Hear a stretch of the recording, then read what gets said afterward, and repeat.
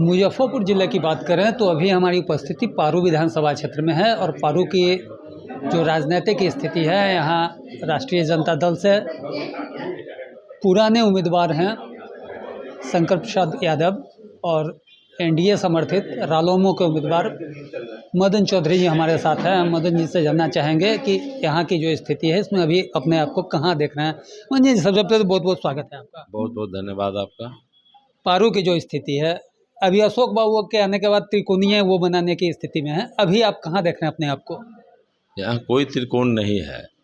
देखिए, आज से नहीं, हम लोग प्रदेश के अध्यक्ष रहे हैं कि अपने पार्टी राष्ट्रीय लोक मोर्चा के, जब एनडीए ने तय कर दिया कि पूरे जिलों में जा कर के पूरा एनडीए के कार्यकर्ताओं को एकजुट करना है, तो हम लोग दिसंबर के महीने में मीटिंग हुई, जनवरी के महीने से ही एनडीए के सभी कार्यकर्ताओं को एक मंच पर लाने का प्रयास करें और लगातार मीटिंग, प्रत्येक जिलों में मीटिंग हुई और सब लोग एनडीए मय हो गया है।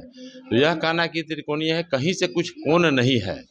एनडीए के जो साथी हैं वे पूरा एनडीए के साथ है, भाजपा, जदयू, गठबंधन सबके साथ है, इसलिए कहीं कोई त्रिकोण का मामला नहीं बनता है। यह एनडीए की लड़ाई है। एनडीए 2/3 मत एनडीए के पास है, निश्चित रूप से एनडीए जीतेगी। यदि आप लोग यहाँ की बात की जाए तो आपका ये तीसरा विधानसभा चुनाव होगा। पारू में कुछ चीज़ें जो हैं वो बहुप्रतीक्षित हैं, जैसे यहाँ से पलायन होने लगा, अब घोषणा हो गई है गंडक पे पुल की। आगे कुछ प्लान किए होंगे पारू के लिए? यदि जनता आपको जिता के भेजती है तो फिर आपका प्लान क्या होगा, आगे की रणनीति क्या होगी? देखिए, जो भी पलायन होना था, जो हुआ, वो 2005 के पहले की जो सरकार थी उसके भय से मजदूर, उद्योगपति, व्यापारी या जो भी इंजीनियर, डॉक्टर बिहार छोड़कर चले गए। पलायन उस समय था, अब पलायन नहीं है। आपको मैं बता दूं कि आदरणीय प्रधानमंत्री नीतीश कुमार जी ने मिल करके इतना इंडस्ट्रियल डेवलपमेंट का खाका तैयार किया है, रोडमैप तैयार किया है। हमारे मुजफ्फरपुर के मोतीपुर में ही देख लीजिए कितना बड़ा हब बन रहा है, इंडस्ट्रियल हब बन रहा है।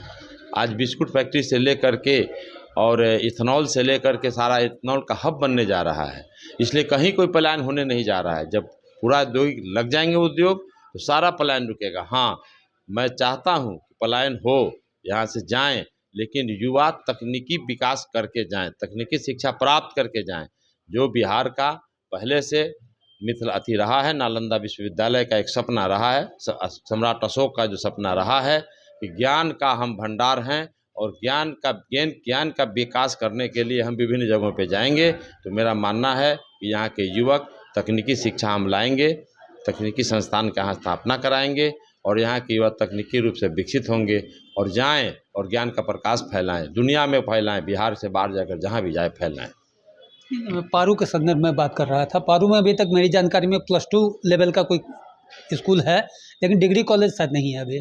बिल्कुल, मैं वही तो कह रहा हूँ कि सारा विकास हुआ है। यहाँ तकनीकी जो संस्थान होने चाहिए, जैसे डिग्री कॉलेज, ANM, HNM जो भी हो, BEd कॉलेज, ये सब नहीं है। तो मैं तकनीकी विकास के क्षेत्र में ध्यान दूंगा ताकि यहाँ के जो बेरोजगार हैं वो शिक्षा ग्रहण करें, तकनीकी रूप से अपने आप को ज्ञान प्राप्त करें और जा कर के अपना ज्ञान का प्रदर्शन दूसरे राज्यों में कर करके और अपना कमाई बिहार भेजेंगे, बिहार स्वयं ही विकसित हो जाएगा। मैं पुनः उसी एक सवाल पे आऊँगा, जबकि चर्चा होती है हम लोगों में कि बिहार में जातीय समीकरण का बहुत बड़ा असर पड़ता है। अभी वर्तमान में जो है एक हत्या हो गई है बिहार में, मोकामा क्षेत्र में, और उसके बाद जातीय लामबंदी शुरू हो गई है। इसका असर कितना देखते हैं यहाँ के चुनाव में? देखिए, किसी भी लोकतंत्र में या जब भी जहाँ भी प्रजातंत्र है, प्रजा का शासन होता है, इसमें जातीय गणना कहीं भी नहीं होती है, जातीय समीकरण की बात कहीं नहीं होती है। एनडीए है तो एनडीए ने तो सबके लिए काम किया। एनडीए सरकार ने, नीतीश जी ने, मोदी जी ने बिजली 125 यूनिट फ्री किया। क्या कोई जात पूछकर फ्री किया? सभी जात के लिए दिया। वृद्धा पेंशन चालू है, 1100 रुपया सभी जात को मिल रहे हैं। सभी जाति धर्म के लोगों को मुफ्त अनाज मिल रहे हैं। सभी जाति धर्म के लोगों को महिला के विकास के लिए, व्यापार करने के लिए नीतीश जी ने अभी 10-10 हज़ार रुपया दिया है। कहीं कोई जातिवाद नहीं है। ये लोग जो कहते हैं कि जातिवाद है, उनका गलत परिकल्पना है। एनडीए के साथ संपूर्ण जाति के लोग। ये थे पारू विधानसभा से एनडीए प्रत्याशी मदन चौधरी जी। जो अपनी जीत के प्रति पूरी तरह आश्वस्त हैं और इनका कहना है कि यदि जनता हम पे भरोसा जताती है तो अपने क्षेत्र में डिग्री कॉलेज के साथ साथ जो भी टेक्निकल कॉलेज है उन संस्थानों को लाने का प्रयास करेंगे। मुकुल कुमार, न्यूज़ 24, मुजफ्फरपुर।